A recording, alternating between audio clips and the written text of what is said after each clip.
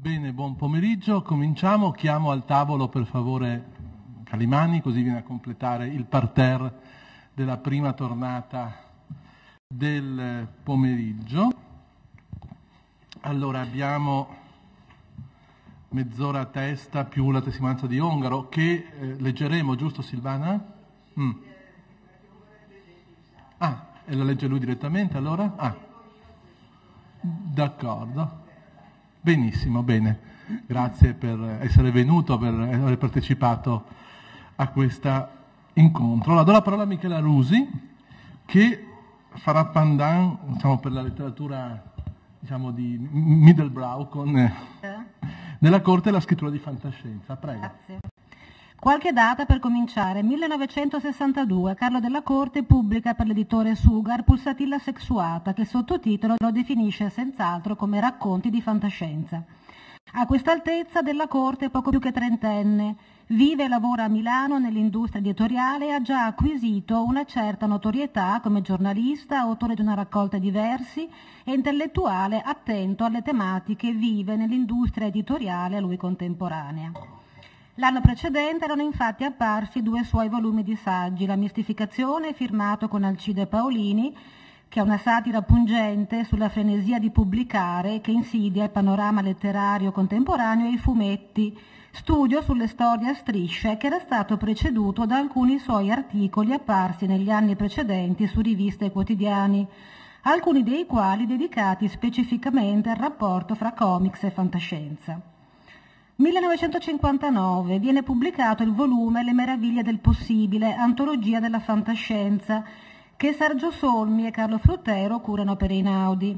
Solmi, che alla fantascienza aveva già dedicato un ampio saggio apparso nel 1953 su nuovi argomenti, riprende il paragone già avanzato in quella sede fra poesia cavalleresca e scrittura di fantascienza, in sostanza vola alto, definendo la science fiction come, cito, non profezia, ma proiezione appassionata dell'oggi su di un avvenire mitico, e per questo aspetto partecipa della letteratura e della poesia. Il volume comprende racconti di autori anglosassoni ormai tra i classici del genere, ma anche quello di tale Charles F. Hobsbawm, l'affare Herzog, sotto le cui vesti si cela in realtà Fruttero, in ossequio alla convinzione che un autore italiano non avrebbe mai riscosso credito come scrittore di fantascienza. È in base alla stessa convinzione che negli anni successivi Fruttero, in coppia ora con Lucentini, continuerà a pubblicare altre raccolte di fantascienza e pronuncerà durante una trasmissione radiofonica la famosa e per alcuni famigerata affermazione secondo la quale un marziano non può atterrare a Lucca. Ma tornerò al 1962 per ricordare il libro La fantascienza, pubblicato da Lino Aldani, forse il più noto scrittore italiano del genere e appassionato divulgatore, durante tutto il corso della propria vita, della scrittura di fantascienza nata in Italia, dove l'autore non solo forniva le coordinate del genere, ma poteva già tracciare quelle proprie della produzione di fantascienza italiana, che rispetto a quella d'oltreoceano venivano ad essere, cito, anzitutto la maggiore chiarezza di espressione, poi la forma quasi sempre curata, l'equilibrio, la semplicità o la complessità ma sempre argomentata. Soprattutto, conclude il critico, agli scrittori italiani andava senz'altro riconosciuto il fatto di avere subito tentato, cito, fin dall'inizio, una rappresentazione della condizione umana più concreta, più vera, più convincente. Il giovane autore di Pulsatilla sessuata non è dunque il primo autore italiano di fantascienza, come viene definito nel risvolto di copertina della raccolta. Però per il suo esordio come narratore sceglie di inserirsi in quel filone autoctono di scrittori decisi a rivendicare la dignità della produzione italiana in questo settore. E oltre a Lino Aldani e Inisero Cremaschi, ricordiamo tra gli altri Sandro Sandraelli, Ivo Prandin, Renato Pestrinero, Giulio Raiola. Che la cifra personale scelta da Della Corte per individuare un proprio percorso di scrittura che fosse anche di critica nei confronti dell'egemonia del modello culturale americano, siano l'ironia e la satira, appare con evidenza sin dal racconto posto in apertura a Pulsatilla sessuata, cioè il marito congelato. La vicenda è collocata nel 1999, nel corso di una grave crisi economica causata dal fallimento di alcuni istituti bancari internazionali, e narra la decisione di un giovane padre di famiglia rimasto disoccupato di farsi ibernare, in attesa di tempi migliori, per non pesare sul magro bilancio familiare che si sostiene sulla moglie, neovincitrice di un concorso per l'insegnamento. I mesi trascorrono e la giovane signora consola la propria tristezza per l'assenza del marito, sia con il veder rifiorire il figlioletto grazie ai più abbondanti pasti, sia per le attenzioni che le riserva un vedovo attempato e abbiente.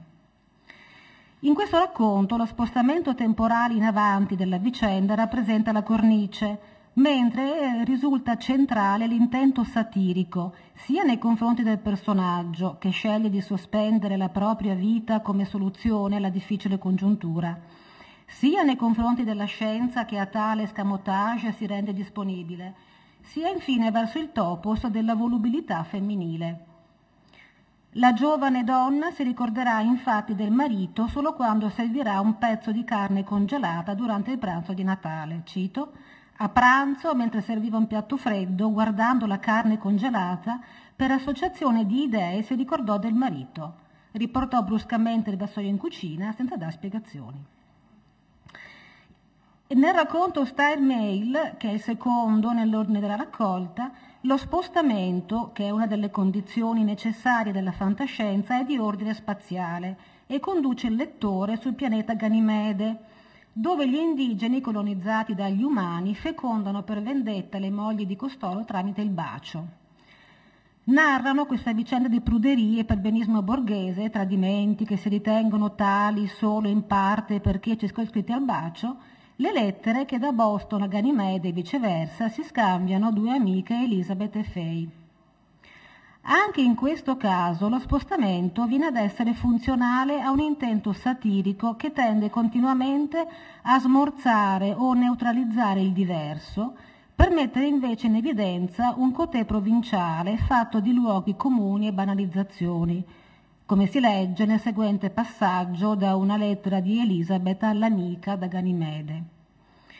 Mi chiedi di catapultala, ebbene è proprio come te l'ho descritto, brutto diremmo noi sulla terra, ma devi capire che sarebbe ingiusto misurare tutto con i nostri canoni. E poi mi parrebbe di essere razzista, mentre dopo l'esecuzione di Eichmann queste cose sono passate di moda e noi terrestri, anche se abbiamo dovuto uccidere qualche miliardo di abitanti di altre stelle, lo abbiamo fatto solo perché era necessario portarvi la nostra civiltà. Così invece comincia una lettera di Faye. Carissima Elizabeth, Galeotto fu il libro e chi lo scrisse. Ricordi quel poeta italiano del Cinquecento, Carduccio mi pare, che scrisse una bella storia di amore in versi? Ora confondo con Giulietta e Romeo, ma erano due innamorati che leggendo assieme uno stesso libro a un certo punto si baciarono. Diciamo Galeotto anche a Chepoti non se ne parli più.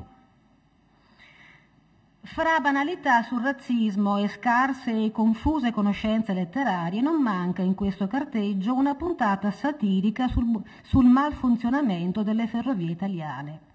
Scrive Faye all'amica: mia cara Elizabeth, sono assai lieta del tuo felice arrivo. Non te lo volevo dire, ma ero un po' in pensiero. Nella 8ª zona spaziale, quella che dovevi attraversare per la proda Ganimede, la gestione dei viaggi siderali lascia un po' a desiderare. Non ho mai capito perché abbiano voluto affidarla agli italiani. Mio padre, che da giovinetto attorno al 60 soggiornò per oltre un anno in Italia, racconta che gli italiani non sapevano far funzionare nemmeno quei ridicoli mostri da museo che si chiamavano treni. Anzi, dice lui, quasi ogni giorno c'era un disastro. L'intento satirica gioca in questi racconti a vari livelli e in due di essi si esprime anche come parodia nei confronti di altri testi letterari. È quanto accade, a mio parere, in Una tragedia coniugale. dove l'elemento fantascientifico è rappresentato da un apparecchio, l'animagnete sperimentale, in grado di catturare la personalità di un essere vivente nell'istante del trapasso.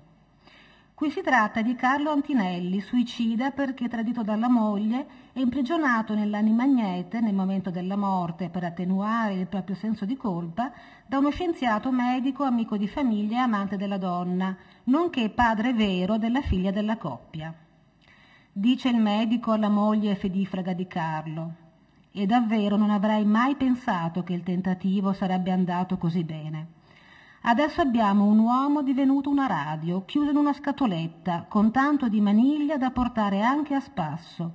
È da impazzire se penso che Carlo sta in quella scatoletta di bacchelite, scorporato ma vivo, senza più sembianza umana ma ugualmente lui, con il suo giro di pensieri e di idee, la sua memoria, trasformato in un indecifrabile ammasso di commutatori e avvolgimenti, di transistor e rocchetti magnetici, di antennine e di altoparlanti. Lui o il suo equivalente, non so.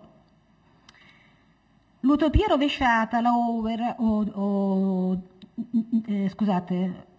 distopia, si esprime, sempre nella consueta cifra in bilico fra ironia e sarcasmo, nel seguente passaggio dove Carlo, in una sorta di monologo che ha come spettatrice la moglie, prevede un futuro nel quale, a un massimo di sviluppo tecnologico, tale da consentire all'umanità di continuare a vivere anche dopo la morte, seppure in un corpo di plastica, corrisponderà un massimo di controllo sugli individui.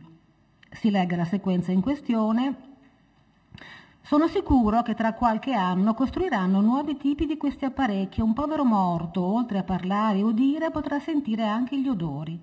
E non passerà tanto tempo che poi produrranno anche un bel corpo di gomma piuma con le ossa di plastica e il suo bravo sistema nervoso collegato con un animagnete così piccolo da stare perfettamente al suo posto nella finta calotta cranica, nella sede solitamente occupata da un vero cervello. La vita eterna, amen, ha ha ha. Oh, scusami se mi abbandono a queste idee, non esisteranno più suicidi, che bellezza, a meno che uno non riesca ad andarsene di nascosto. Ma vedrai, stabiliranno speciali tipi di sorveglianza, ti imporranno fin dalla nascita un registratore di energia sottocutaneo, te lo cacceranno sotto la pelle con una piccola incisione e solo all'anagrafe in gran segreto è indicato il punto in cui è situato.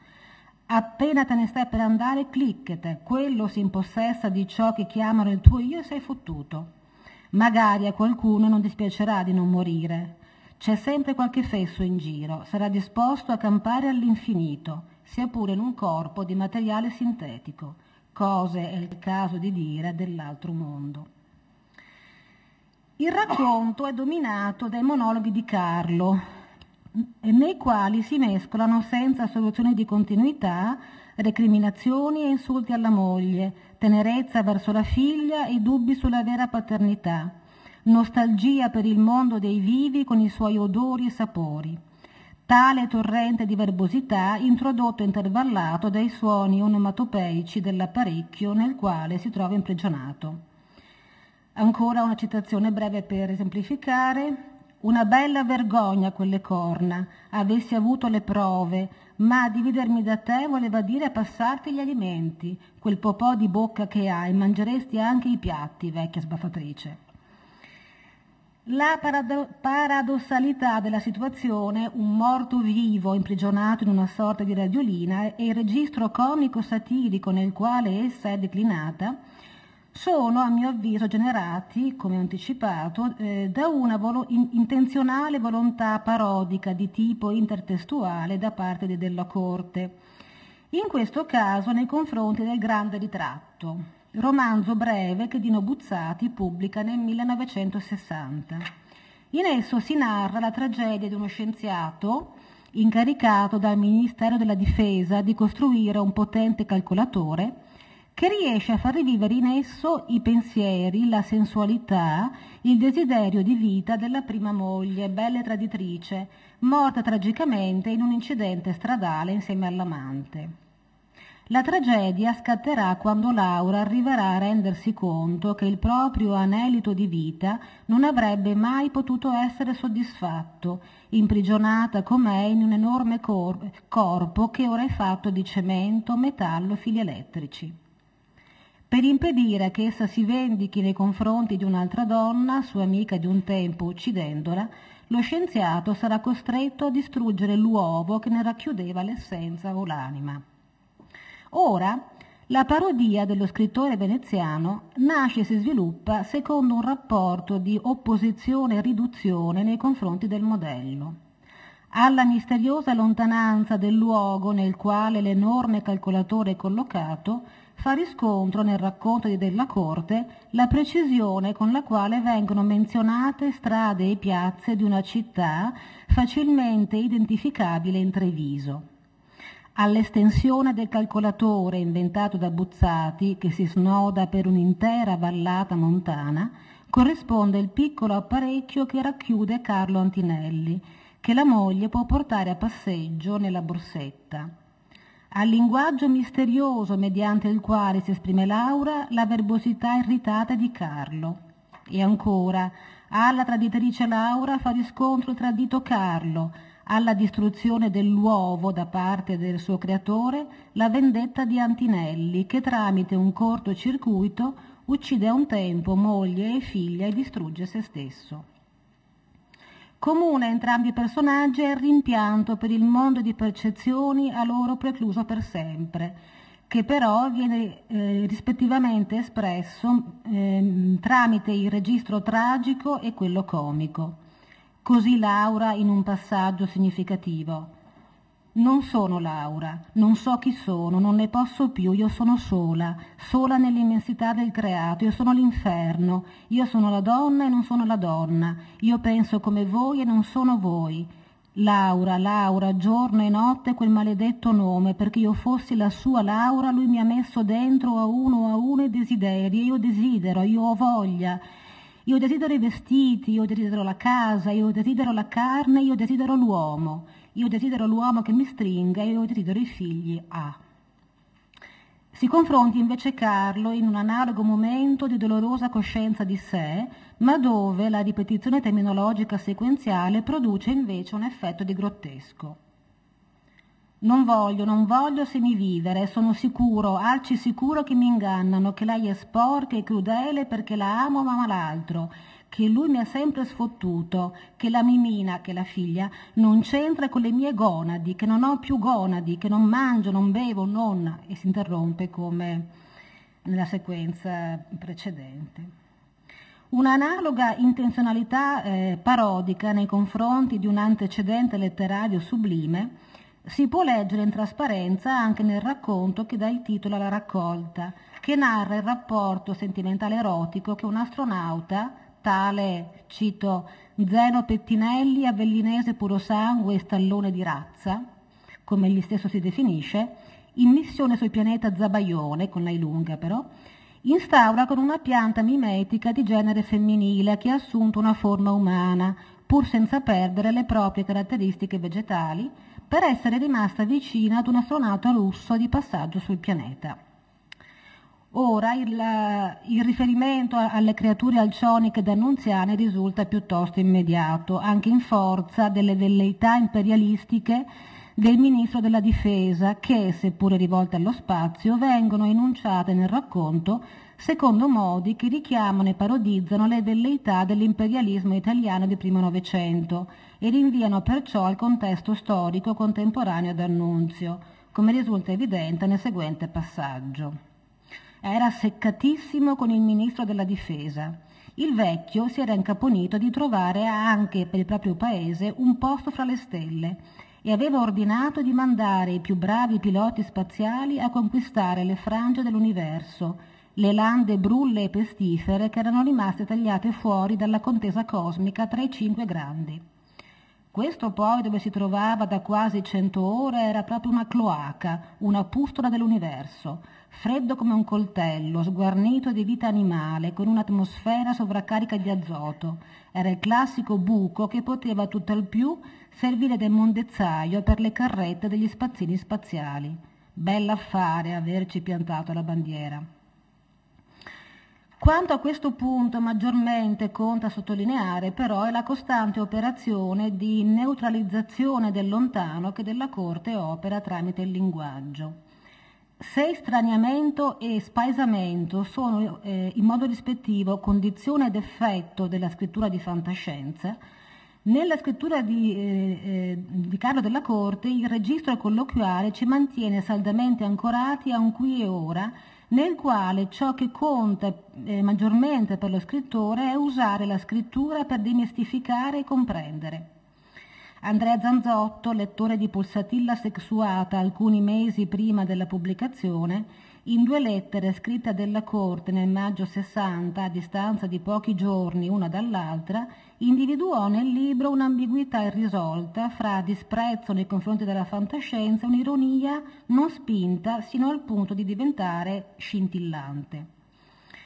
Quanto la produzione di Della Corte avrebbe chiarito nel corso dei decenni successivi è il fatto che in Pulsatilla sessuata lo scrittore testava e approntava per sé un registro linguistico al quale si sarebbe mantenuto sempre fedele, in bilico fra l'ironia e l'autoironia, il grottesco e la parodia, in obbedienza a una volontà demistificatrice preliminare alla possibilità di capire.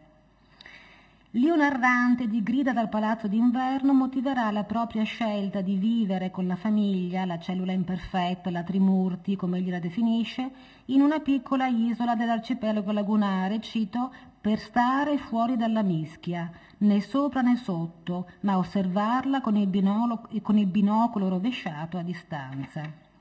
Ad un fine analogo è piegato il codice della fantascienza, come risulta evidente dall'ultimo dei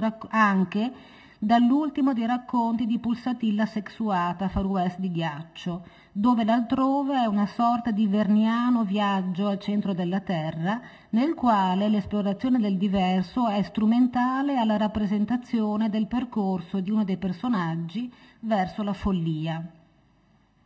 A 30 anni di distanza dalla pubblicazione di Pulsatilla sessuata, Carlo della Corte curerà con Renato Pestriniero il volume Cronache dell'Arcipelago, una raccolta di racconti di fantascienza di autori diversi e solo in parte veneti, il cui filo conduttore è l'ambientazione a Venezia.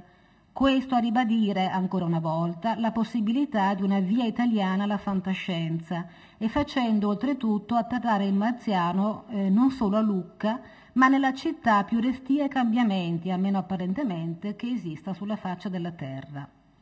A questa raccolta della Corte partecipa con Tetralogia veneziana, 4 brevi racconti che rispettivamente narrano di strampalate invenzioni, di un viaggio nel tempo per cercare di recuperare un'eredità, di defunti che in modo inspiegabile ricompaiono per le calli e negozi di Venezia, infine dell'inquinamento ambientale e della distruzione dell'habitat lagunare, ai quali la sconsiderata politica delle classi dirigenti che si sono succedute nei decenni ha condannato la città.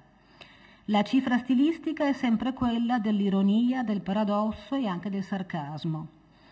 Nel corso di un'intervista rilasciata dopo la pubblicazione del volume, Carlo della Corte definirà Pulsatilla sessuata come situata in un confine incerto tra fantascienza e fantasy e il proprio rapporto con la scienza come quello di chi ne subisce il fascino senza capirla fino in fondo.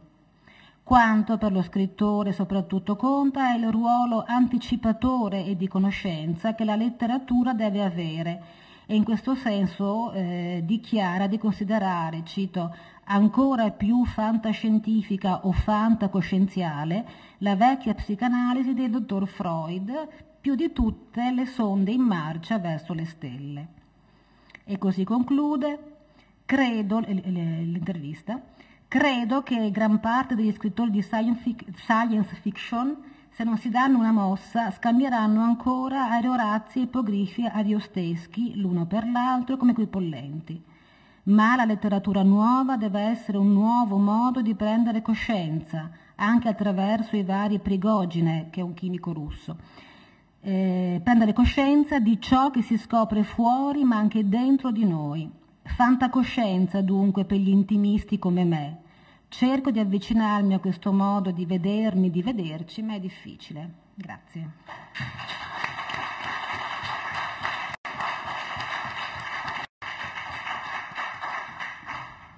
Bene, grazie Michele Rusi per questa relazione su questo aspetto in fondo così poco frequentato della produzione della Corte e in generale della produzione italiana relativamente alla fantascienza. Col prossimo intervento passiamo invece a un lato, chiamiamolo irregolare. Il titolo della relazione di Rolando Damiani in effetti è un po' più lungo di come appare nel pieghevole, perché appunto è Carlo della Corte, poeta irregolare, dai versi incivili alla piccola teologia. Adesso Rolando ci spiegherà il senso di questo irregolare. Grazie.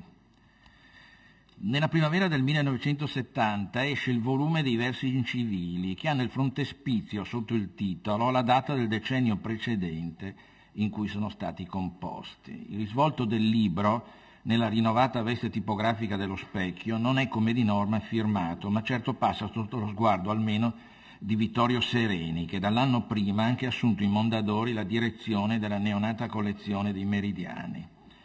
La nota del rever si conclude con l'avvertimento al lettore che quei versi si dichiarano incivili non solo perché contravvengono a certe buone maniere liriche, ma anche perché la civiltà aborre da ciò che è fluido e indistinto, liquore seminale o amniotico, residui di decomposizioni organiche, e trova nel solido la sua patria e il suo ancoraggio. Il mito, si ricorda, ne è cosciente quando narra che Mosè e Romolo, fondatori di civiltà, furono salvati dalle acque. A questa idea di civile saldezza o consistenza o stabilità sfugge la poesia di Della Corte, che afferma una vocazione contraria, si avvisa nel preambolo editoriale, e celebra sullo sfondo irreale di un'Atlantide veneziana riti ultimi e solitari di dissoluzione e inghiottimento.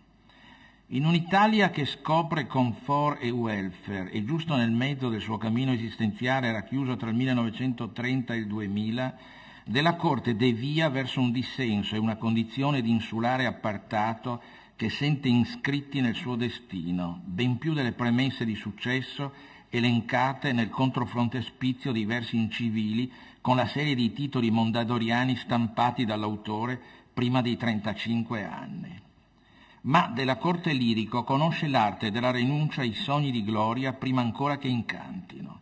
Il secondo mestiere non è per lui l'attenuazione retorica che stilizza il debito verso la necessità, alla maniera esemplare di Montale, ma una falsa identità per scomparire o almeno dissimularsi in una estraneità un po' rabbiosa, certo anche dolorosa.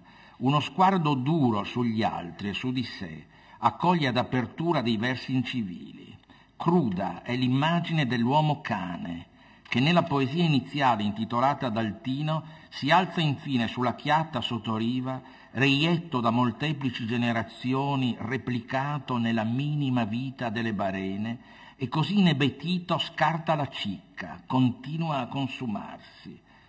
L'autore stesso, nel poemetto in 3 parti dal fondo del sacco, eponimo della prima sezione dei versi del volume, le altre sono versi incivili per l'appunto, Gnosi e le 2 dialettali, Un Veneto Cantar e altri zoghi, si presenta con sofferta e beffarda vaghezza a chi lo voglia avvicinare.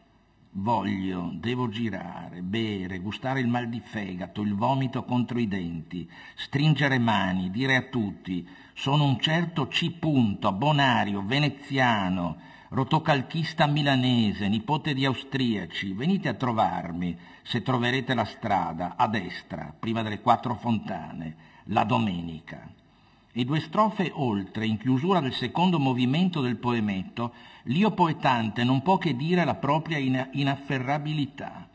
Caro amico, fotografa il mio naso, la collina di Vene, le orecchie sorde, cerca pure una luce negli occhi, sposta l'obiettivo alla calce delle strade, non stringermi nel vano assedio del tuo obiettivo.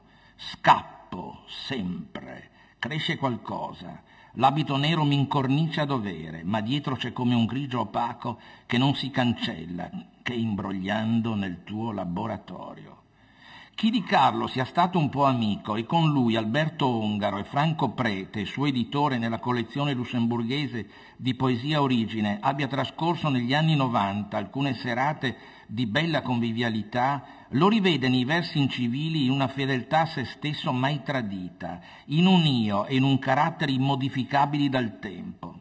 Interrogato non rispondo, specchiato non do immagine, così come un uomo invisibile si era autoritratto in una di queste sue liriche degli anni '60. Nella senescenza da cui gli dei presto lo liberarono, il suo dissenso e i suoi disgusti erano cresciuti sino a talora a costringerlo al solipsismo quasi maniacale, con rifiuto per giorni di rispondere al telefono. Chi sapeva, abbassando la cornetta, poteva commentare quel silenzio con il verso di tanto tempo prima. Interrogato non rispondo.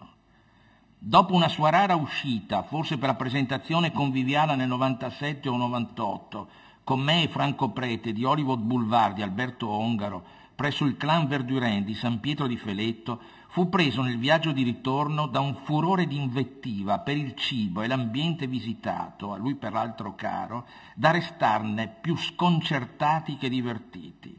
Alla lettera si esibiva ormai come scrittore incivile, tra virgolette, male ancorato a un terrain vague che non era più una sua patria, ma le terre perse, cui aveva intitolato, prendendo lo spunto dal nome di una zona del Lido prima di Malamocco, il romanzo mondadoriano del 73, dove una nota editoriale di mano uguale o affine a quella del risvolto della raccolta del 70 indicava in una inciviltà tra virgolette l'ultimo bunker naturale dell'autore nei confronti di una civiltà opprimente.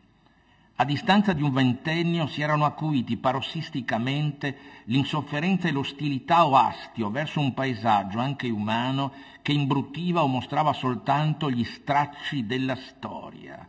Così si intitola la sua poesia su Torcello, introduttiva alla sezione Gnosi e meritevole di una citazione per esteso.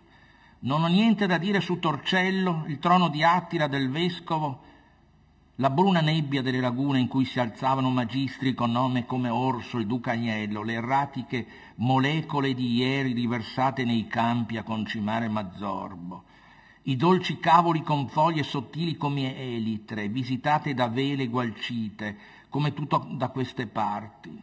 Passivo, forse morto, nato morto a mia volta, vi subisco maldigerite immagini, e da quale nulla venite non vi chiedo, con la mia voglia di segnare con baffi il buio volto del pescatore orso, di stanare il cruento spago che da Torcello giunge fino a non so dove, a Treblinka e più in qua, come lontani dopo tutto. Ora c'è così quiete nella tua pupilla che sola esiste, e io mi sento vano mentre il sole la sfiora, vano come gli stracci della storia. All'impatto con la realtà in stracci che diventava il nostro habitat naturale e artificiale, della corte non opponeva per sua genealogia di intelligenza né un pensiero forte né una fede che oltrepassasse i limiti di continui dubbi, le inquietudini di una piccola teologia privata, e piccola teologia sarà il titolo di un suo racconto in versi edito nell'aprile del 2000, pochi mesi prima della scomparsa. La sua unica corazza a difesa della carne viva era, per un paradosso in cui doveva vivere, quella stessa tradizione letteraria rispetto alla quale egli si collocava come un irregolare. All'uscita nel 1993 del romanzo in prosa poetica Il viaggio finisce qui, Geno Pampaloni notò come il libro eccedesse dai canoni letterari ormai in Italia prevalenti e si spinse un auspicio di cui forse sapeva l'inutilità, augurandosi che alla linea della poesia ufficiale venisse abbinata un'altra ugualmente riconosciuta di irregolari, tra i quali fosse compreso con il debito rango della corte. Nella realtà in stracci il nome di letterato suona riduttivo rispetto a quello di intellettuale, e tuttavia Carlo della Corte era nella sua irregolarità e persino in qualche tratto di maledettismo precisamente un letterato, in possesso di eccellenti cognizioni classiche e moderne, di vaste curiosità verso le arti visive e soprattutto di un métier, di una tecnica di scrittura e di composizione appresa sulla scia di alcuni maestri. In primis Diego Valeri, che lodò e volle pubblicare già nel 1960 le sue traduzioni da Baudelaire. la parte di un outsider, giunto tardi, forse per convenienze di lavoro a una laurea, fu talvolta da lui recitata per esibire un distacco corrispondente più a uno stato d'animo che a una sua reale condizione. E alla fine gli conveniva nel teatro dell'identità la parte di giornalista, conduttore per un periodo da Palazzo Labbia di un telegiornale del Veneto. A Milano, negli anni 50, tra rotocalchi e redazioni di Mondadori, aveva conosciuto tutti, per così dire, affinando un'attenzione percettiva verso le persone che gli sapeva nel caso nascondere dietro un'apparente svagatezza. Sfuggente e incline a un epicureo vivere nascosto, Della Corte aveva lungamente praticato la virtù intellettuale dell'attenzione. Sapeva studiare visi e fattezze per poi riprodurli nei suoi versi e romanzi.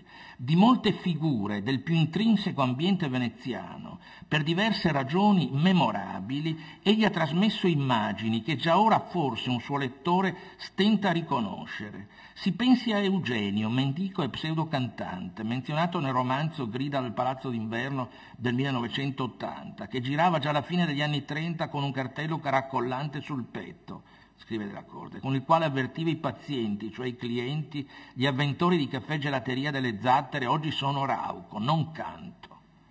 O all'opposto, per levatura, Galeazzo Biadene, poeta e pittore studioso di dottrine esoteriche, sufismo in primis, scrivano del genere di Bartleby alla biblioteca Querini e contestatore in Dio, come Della Corte lo chiama nel titolo della lirica a lui dedicata, senza esplicitarne il nome, solo all'uso dalle iniziali, al secondo posto della sezione Gnosi.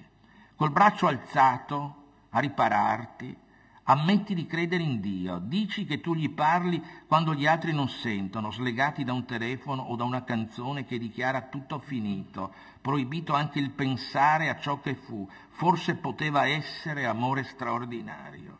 La sera coi vocianti ragazzi che protestano, penitenti che salgono, scendono ponti sollevando cartelli, contro l'ombra di chiese non devote, la sera tu mi spieghi come muore Dio nella tua solitudine, capestro per te, per lui, l'inesistente, e come hai stretto un patto per tenerlo vivo. Gli dedichi 2 giorni di digiuno assoluto, perché sappia il rimorso di stare inerte tra gli errori e le fiamme dei zombie, dei bonzi, le certezze dei sufi.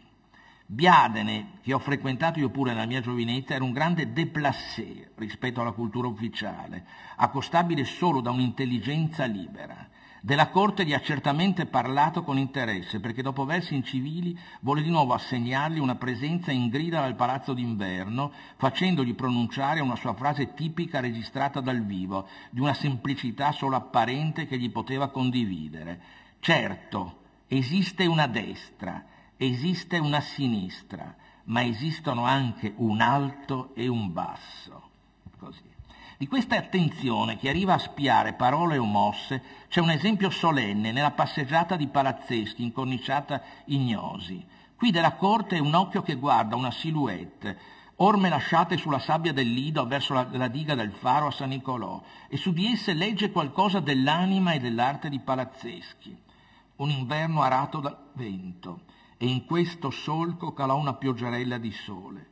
Lei viveva la sua ora più dolce, strafottente, nella velata stinta, impacchettato dal collo ai piedi, invidiabile amico, sulla spiaggia che nessuno macchiava. Misurai la sua orma di Colombo, la lieve scia di protesta suggerita dai passi solitari, ed era tutta sua l'informe scena delle dune in galoppo, dell'acqua che ballava ai suoi lati, sull'altare della diga. Il piccolo San Cristoforo trasportava sulle spalle Mouillet la sua saggezza. Venezia e le sue isole sono uno scenario ricorrente dai primi romanzi che talora vi si richiamano sin dal titolo, come il celebre di alcune comparse a Venezia, del 68, Fellini, presentando Il diavolo sul Pongo, riferì che il suo autore intendeva ritrarre la sostanza liquida, stagnante, al tempo stesso sfuggente, di una città osservata con lo sguardo quasi di un Baron Corvo, uno degli scrittori del resto da lui più amati, da Carlo. È la storia, scrisse, di un'impresa sempre più indiavolata, come rappresentare Venezia, perché pretende di esprimere l'inesprimibile, di materializzare raccontandolo una città che non c'è, costruita sull'acqua, dipinta nell'aria. Venezia, quella che esiste, apparirà sempre più allusiva, misteriosa, spettrale, onirica, sognante, di quella che un romanziere o un cineasta può tentare di fissare nella sua opera.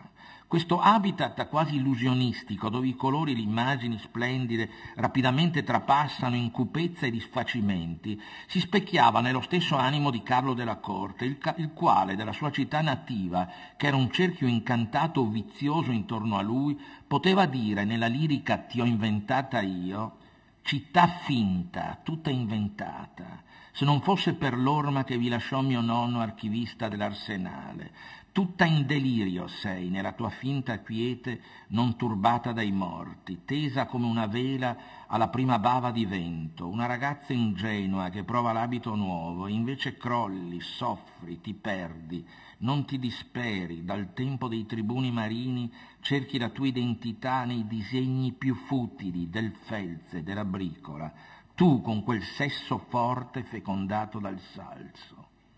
La venezianità impressa nella poesia e nella narrativa di Della Corte è una quinta di teatro per scene di diverso genere, dal tragico al melodrammatico, al comico, i cui protagonisti hanno in prevalenza caratteri e comportamenti anomali che infine li isolano o anche li portano alla rovina. Tale il tenente Germano Bandiera nel grande Balipedio, vittima designata per la sua quasi ingenua inattabilità a una logica militare, dell'inganno collettivo e anche per lui mortale della guerra del 15-18.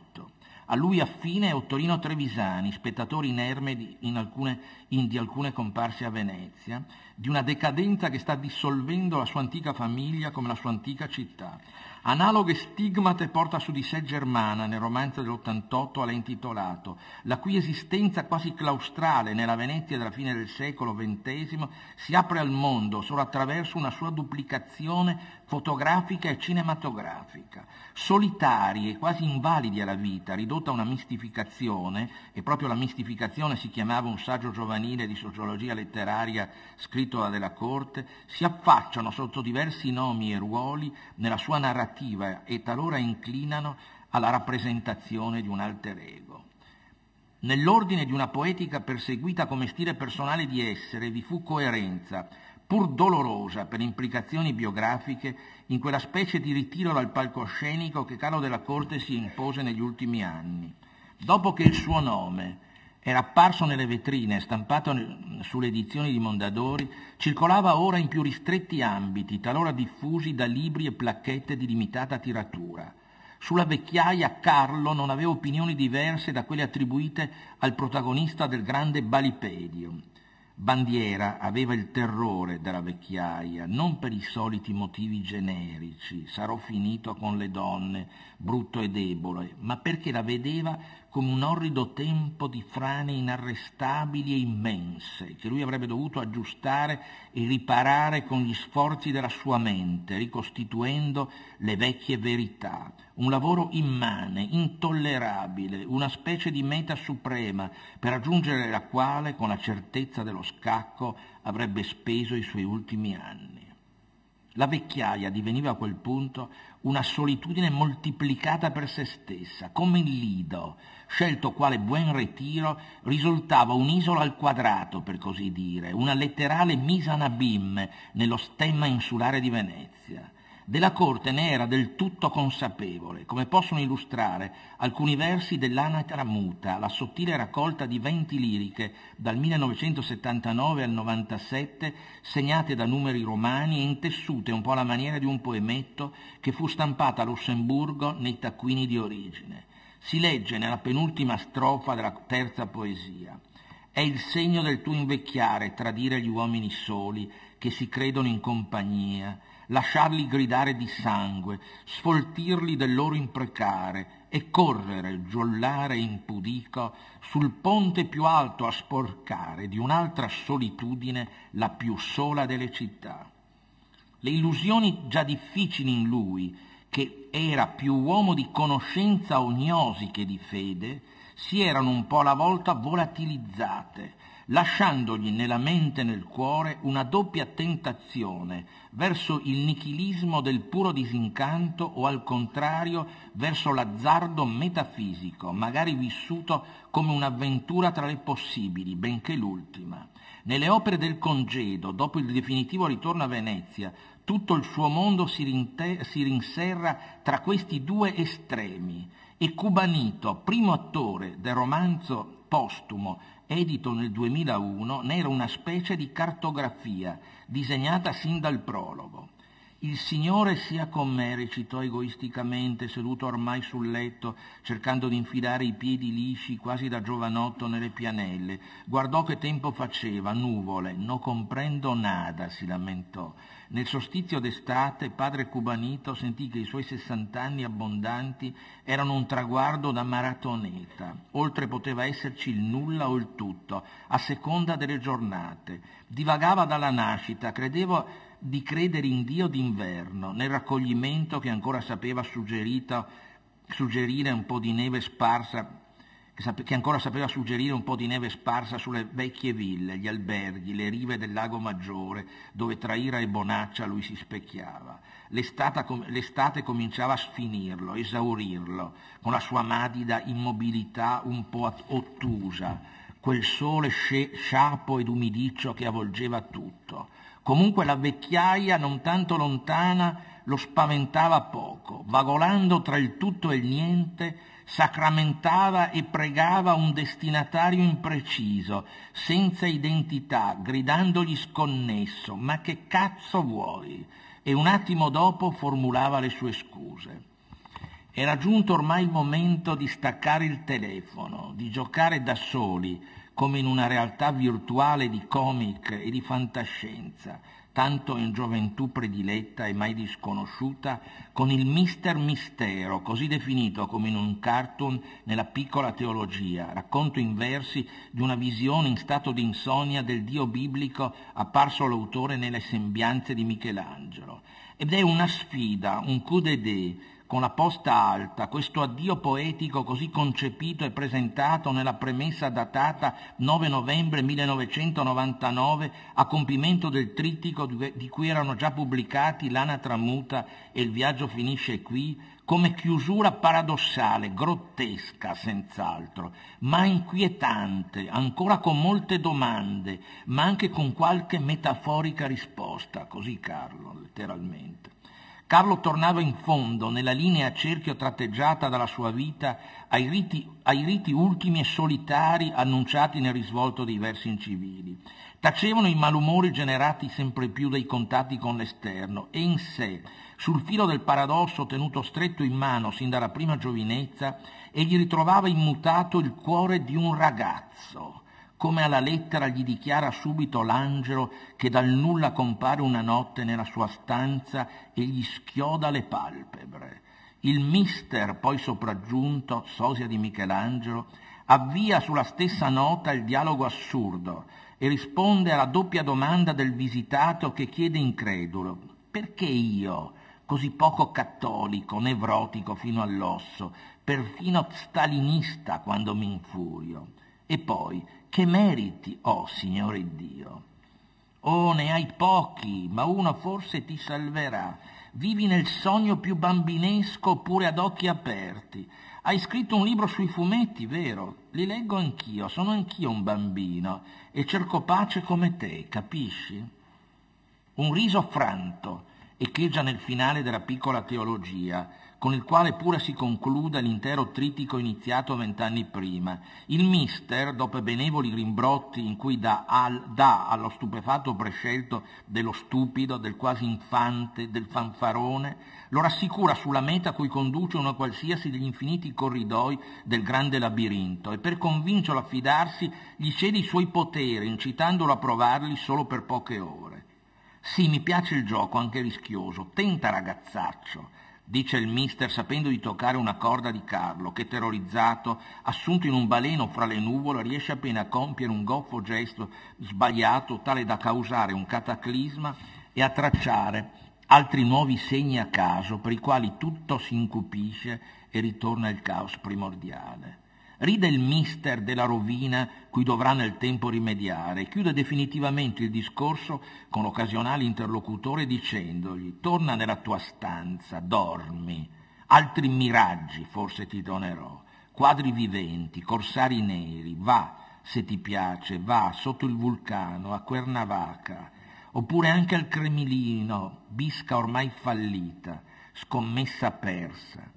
In fondo io gioco alle mutazioni molto meglio di ciò che Darwin sappia. Io, il mister mistero che chiamate Dio.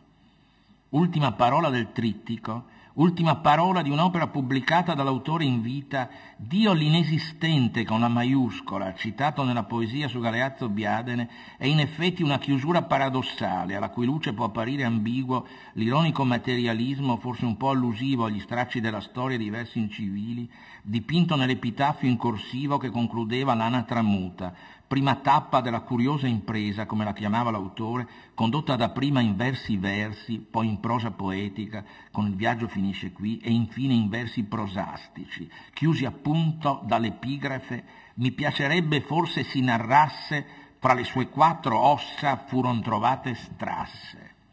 Nella parola strasse, di un impatto quasi menegheliano verso la cosa in sé, restava impresso quel senso di liquidazione emanato, secondo l'avvertimento della nota editoriale dai versi incivili con i loro ambigui paesaggi acquei e fluidi, ma in essa, presa per la sua perfezione espressiva dalla lingua della comunicazione più privata, si accende un colore, brilla una luce, con un guizzo persino il funereo può mutarsi in un sorriso verso la vita che è pur sì bella, come già era accaduto nelle 2 parti dialettali dei versi incivili, definiti nel Revers, qui spesso citato per la sua pertinenza, riflessi in una pozza più chiara rispetto a quelli in italiano letterario.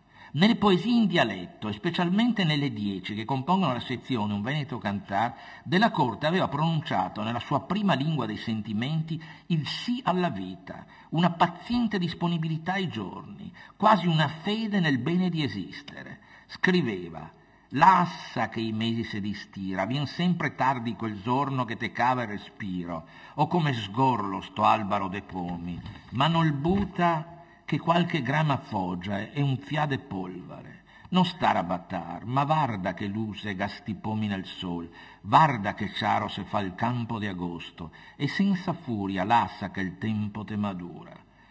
Nell'abbraccio del reale era diventato voce di una lirica d'amore fidente nelle illusioni donate dalla stessa natura nel suo andirivieni stagionale.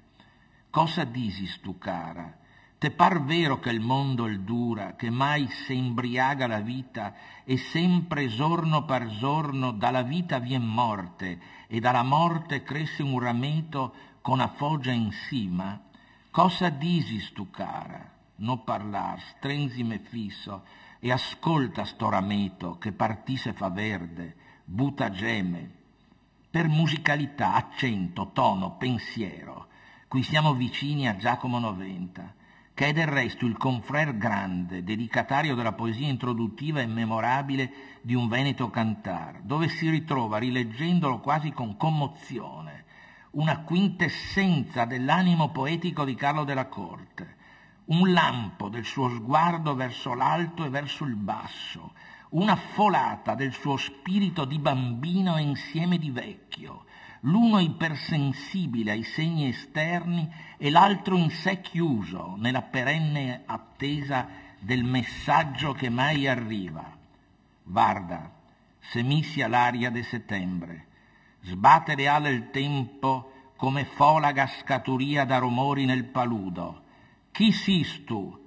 Mi non so se ti si Dio, una vampa che russa de garbin, sento un cantar de lodola, un scioccar de rame, e in drio me volto, che nissun. Settembre, settembre, ti porti i soghi del vento, le fiabe delle nuvole, cosa ti porti dopo, cosa vien, se da tanto che speto.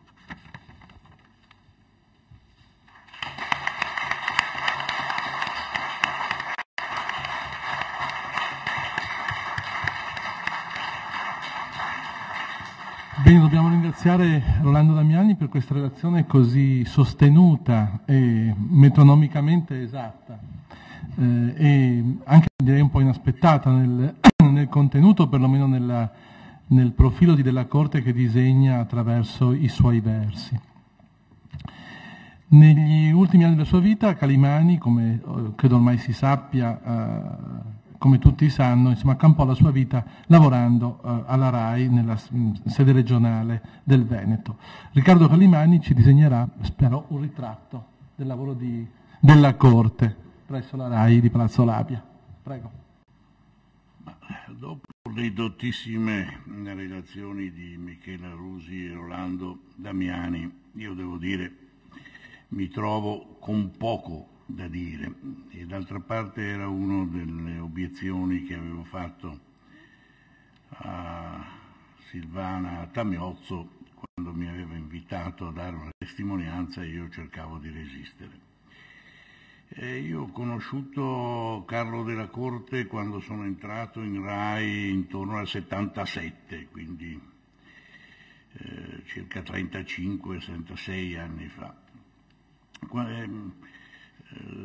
Silvana Tamiozzo mi chiedeva anche di allargare un pochino l'ottica alla redazione, a che cos'era la RAI in quel tempo.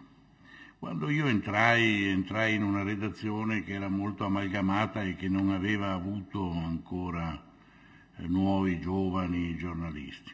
Io avevo conosciuto Della Corte qualche anno prima perché mi intervistò sul mio primo romanzo Una di maggio, e mi ricordo benissimo che ero molto emozionato ad entrare in questo bel palazzo con questo Della Corte che era un mostro sacro della letteratura italiana, e gli dissi: beh, deve essere molto bello lavorare in questo palazzo, e lui con un sorrisetto ironico e ambiguo mi rispose: beh, mica mio il palazzo.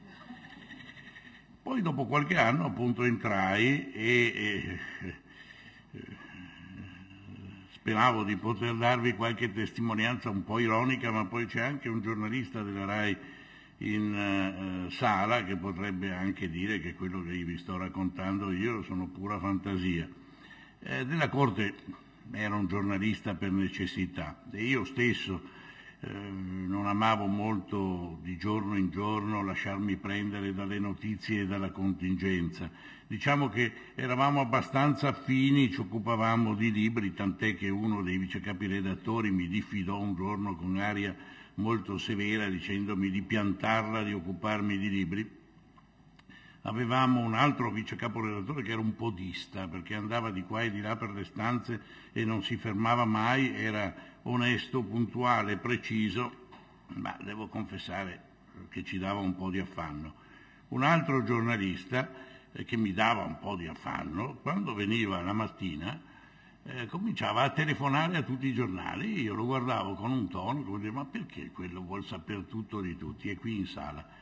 Era un cronista attento e disciplinato che era un vero giornalista, mentre sia io che Della Corte, francamente, a ripensarci bene, non eravamo dei veri giornalisti. Lavoravamo perché sapevamo un po', lui sapeva scrivere molto bene, io ero un giovane, lavoravamo su cose che ci piacevano e naturalmente mentre Della Corte era rispettato da tutti e lasciato in pace e tranquillo, io venivo abbastanza punzecchiato e stimolato, come si usa fare quando arrivano dei giovanotti di belle speranze che credono di saper tutto, e quindi mi trovavo in una condizione un po' diversa.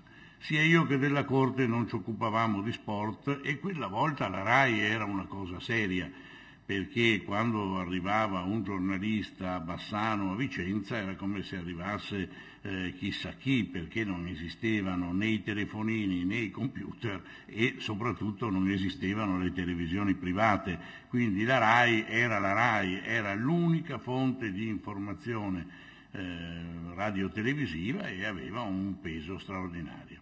Io devo dire che non ho mai avuto l'impressione da Della Corte che pure, come avete sentito dalle testimonianze precedenti, era un finissimo letterato con attenzioni interdisciplinari, non ho mai sentito da lui un tono di sufficienza e superiorità.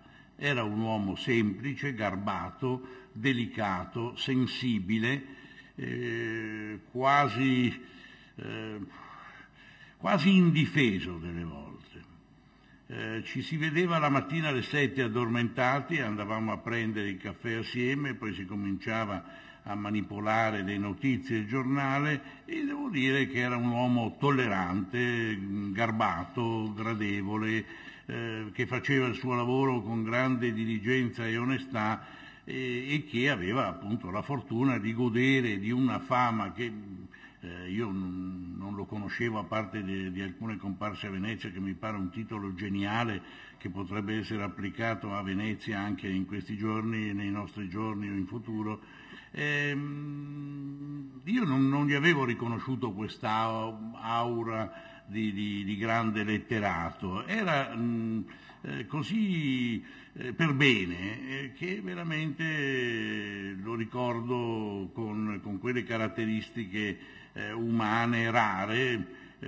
Parlavamo spesso, io avevo conosciuto ed ero molto ammirato di Andrea Zanzotto, si parlava di Zanzotto, parlavamo di poesia, ma lui non lo faceva mai col tono del letterato accademico o col tono di chi in qualche modo ti faceva sapere che lui aveva un trascorso di fine uomo di lettere. Ecco, il ritratto, io rimasi poco meno di 2 anni in redazione, poi cambiai settore e sezione, dopo molto tempo mi occupai anche di programmi e lui ogni tanto partecipava ai programmi. Era un uomo distaccato, era un uomo tranquillo finché poi non diventò assolutamente non tranquillo, cioè col passare degli anni io credo che la sua insicurezza, d'altra parte ne ho trovato conferma nelle relazioni, aveva sicuramente una delicata attenzione percettiva, non gli sfuggiva nulla, come del resto è ovvio che sia così, non tanto ai giornalisti, ma piuttosto ai veri letterati e ai veri scrittori. Aveva una apparente svogliatezza, era sempre in un equilibrio precario, forse a un certo punto, come hanno detto anche coloro i quali mi hanno preceduto, si è ritirato da questo equilibrio precario, anche perché le durezze della vita hanno avuto il sopravvento su una persona sicuramente sensibile e poco protetta. Dal punto di vista umano però mi è capitato altre volte di sentir parlare di lui, di trovarlo, perché lui veniva sempre a piedi lungo la strada nuova e quindi ci si trovava, si prendeva il caffè. Era una persona intimamente dolce e disponibile, che si offriva in modo paritario, che non aveva voglia di potere o come mi è capitato di trovare tante altre persone, voglia di imporsi. Era una persona garbatissima. Ecco, io credo che queste siano le linee essenziali del ricordo che ho di lui,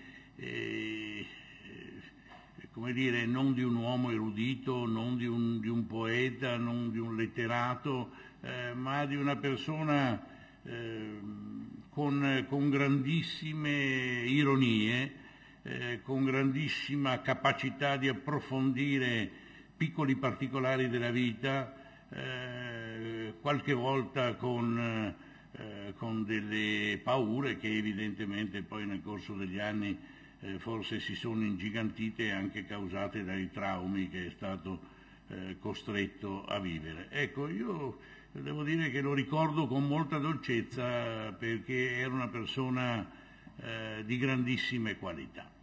Grazie.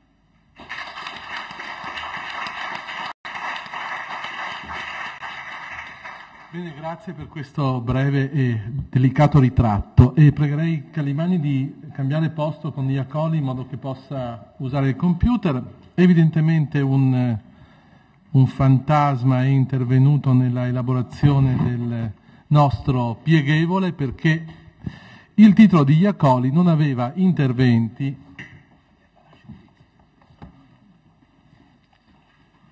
Dicevo, il titolo di Iacoli non ha interventi, ma aveva intertesti. Poi per qualche ragione l'intertesto ha ceduto all'intervento, e quindi insomma un opaco intertesto veneziano tra Fellini della Corte è il titolo e l'oggetto della relazione di Giulio Iacoli, che invito a cominciare. Grazie mille, buon pomeriggio. Sì, appunto, intertesto, in realtà poi anche intervento avrebbe avuto il suo senso, visto la tesi che in un qualche modo sostengo in questa conversazione, ovvero quella di un effettivo posizionamento del Fellini di Venezia, tra mille virgolette, questo progetto mai realizzato, all'interno di una linea politica, più propriamente politica, del cinema felliniano, che di recente è stata peraltro messa in rilievo da alcuni studi. Chiarivo appunto il perché di questo titolo. Opaco sicuramente ovviamente si riferisce alla impossibile leggibilità di questo progetto, oltre le linee che sono state pubblicate del trattamento del soggetto appunto come lo abbiamo ricevuto, e oltre quei materiali già richiamati stamattina, mi sembra, da Cesare De Michelis, relativi proprio al carteggio fra Della Corte e Fellini.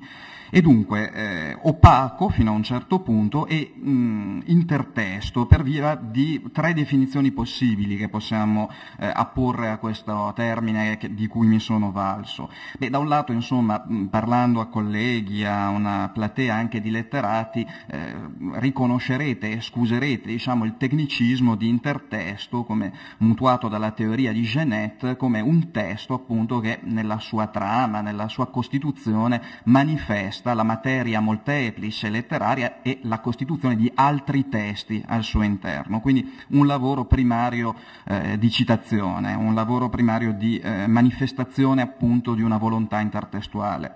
Qual è, appunto, va detto sin d'ora, questo progetto di Venezia, che mescola al suo interno e rende visibili, appunto, pur nella sua opacità, una serie di materiali letterari della tradizione che dovevano convivere con altre materie invece attinte al linguaggio dei media, alla televisione e ad altre intuizioni felliniane. Ricordo appunto che stiamo parlando di un Fellini che via via, insomma, che il progetto si sposta in avanti, sempre di più il Fellini di Ginger e Fred, il Fellini di Intervista, insomma, con scoperte, quindi volontà anche metanarrative, di riflessione sull'andare dello stesso film, su dove sta appunto dirigendosi questa stessa progettualità narrativa che Venezia doveva mettere in rilievo.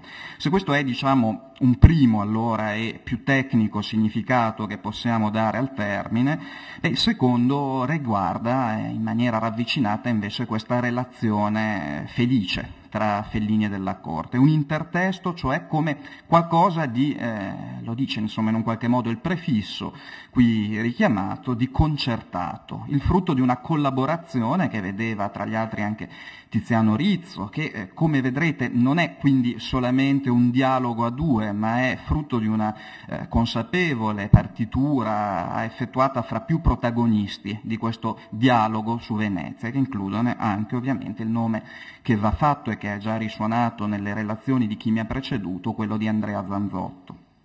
In ultimo, intertesto in un senso, per così dire, più di lavoro, cioè questo testo, al di là dell'opacità conclamata, è tutto da riposizionare, tutto da congetturare per certi versi, facendo appello appunto a questo materiale edito, questo soggetto, questo trattamento a firma di Fellini che possediamo, e le documentazioni di questo carteggio, dove, questo va detto sin d'ora, si emerge, si può bene evincere questa sproporzione fondativa fra quelle che sono le ripetute segnalazioni di Fellini in relazione alle provocazioni, agli spunti che gli provengono da Della Corte, e appunto un Fellini che in molti dei suoi, diciamo, delle sue missive, appunto sottolinea questa volontà di dedicarsi al progetto, questa volontà e intenzione di recarsi a Venezia nell'immediato, ma che insomma in un qualche modo è sottoposta per ragioni varie di salute, di preoccupazioni contingenti con i produttori che gli destano diverse preoccupazioni anche di ordine economico. Per una serie di ragioni questo progetto, che ci viene ricordato tra gli altri da Lietta Tornabuoni, prende vita sostanzialmente dopo la realizzazione del Casanova e quindi dopo appunto il 75-76, è un progetto che sembra farsi in un qualche modo oramai appunto proprio, effettivo, realizzabile sul finire degli anni '80, in più appunto occasioni leggiamo queste dichiarazioni del regista consegnate alla stampa, in particolar modo alla stampa in senso proprio, cioè l'organo su cui Lietta Tornabuoni scriveva, e che però ancora una volta, per via dell'impegno prima con La Voce della Luna e poi per via di problemi di salute che condurranno appunto alla morte del regista, non vedrà la luce. Quindi mi scuso, ecco, con chi è molto a parte, diciamo, di questa storia, che ha avuto anche una certa rilevanza, una certa risonanza su questi organi di informazione. Davvero Venezia sembrava diventare per un breve tempo, ma significativo, una parola d'ordine, un progetto tra i tanti di Fellini che sembrava uscire dal cassetto e appunto essere lì pronto per essere realizzato. La visita peraltro alla bella mostra che è stata allestita qui a Palazzo Loredan mi confermava anche nell'ipotesi insomma di questa imminenza del lavoro, del girato di lì a poco da farsi, per via di questo contratto che era stato sottoposto a della corte dal produttore, che appunto attendeva una firma. Però insomma, come spesso avviene, ecco, c'è qualcosa che ci invita, ci esorta a portare avanti un'interpretazione nei progetti, molto spesso più aperta, più suggestiva e più, se vogliamo, libera che non con delle opere realizzate. Anche perché, insomma, non lo dico perché è l'argomento che sono stato chiamato a rappresentare qui, ma davvero è una storia particolarmente appassionata, appassionante e, diciamo, che vede una serie di soggetti dirammanti. E quindi allora inizio con quelle che sono le documentazioni. Vi avevo parlato di questo ruolo di Lietta Tornabuoni, che in una mostra allestita a Roma sul regista, siamo 2 anni dalla scomparsa di Fellini, appunto introduce così queste brevi pagine, accompagnate anche da alcune delle illustrazioni, delle vignette di Fellini. Introduce così, vi dicevo, queste pagine di trattamento.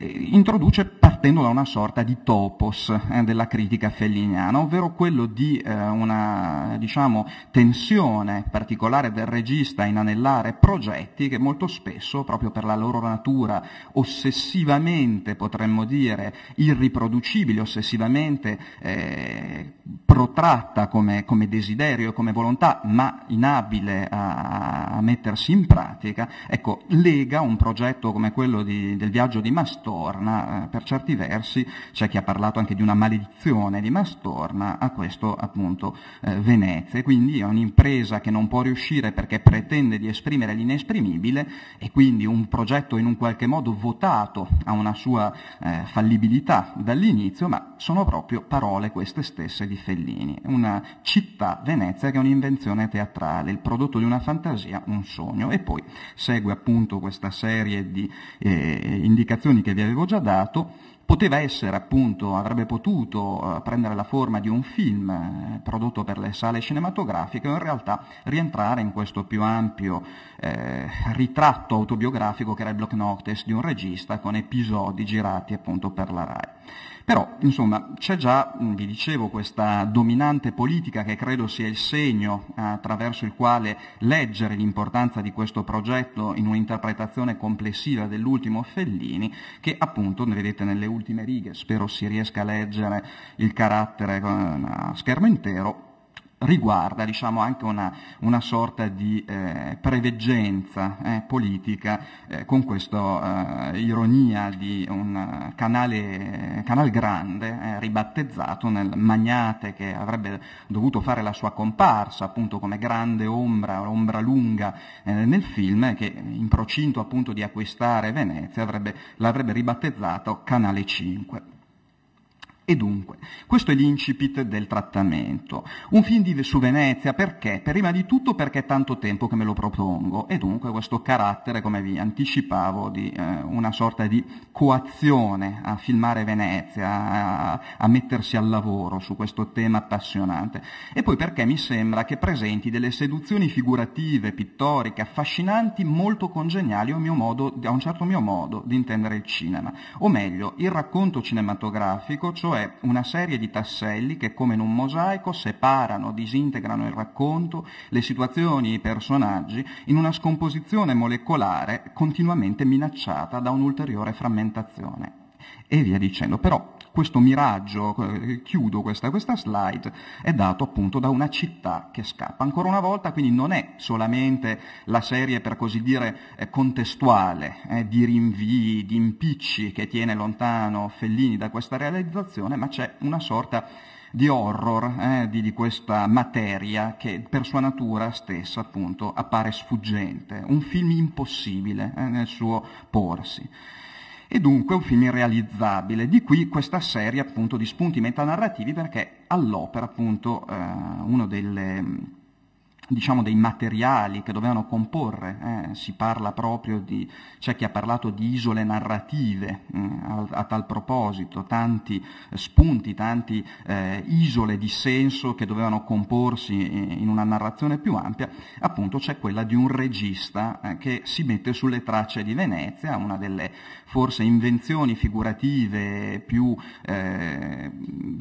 presenti nelle linee del carteggio e probabilmente più affascinanti, sarebbe stata quella appunto di vedere in compagnia di un ingegnere idraulico in forma di sopralluoghi, meglio dire forse sottoluoghi, immersioni sottomarine, a vedere questa popolazione di topi che presidia appunto questo mondo sotterraneo e questo invece universo architettonico ipogeo fatto di palafitte, come un'architettura straordinaria che andava ancora una volta a unirsi in quella serie infinita e incomparabile di segni che diciamo compongono l'universo città, l'universo urbano particolare e irripetibile di Venezia.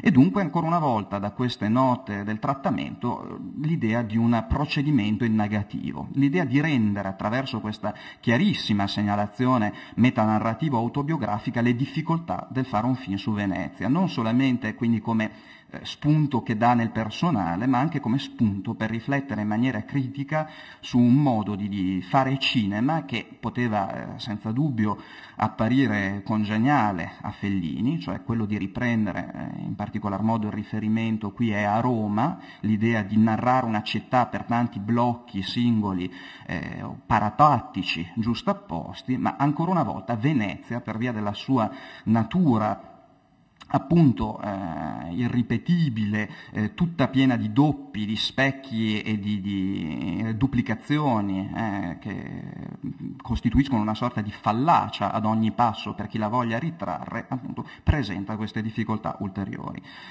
Termini appunto che non dobbiamo farci sfuggire, qui ovviamente l'idea dello scenografico, l'idea di queste quinte spettacolari che fornisce la stessa città, ma anche appunto questa seduzione onirica, questo sconfinamento nel sogno, nella metafisica che è presentissima sin dalle prime suggestioni della corte, dalle prime lettere che vengono appunto a costituire i materiali, diciamo, su cui erigere il progetto successivo.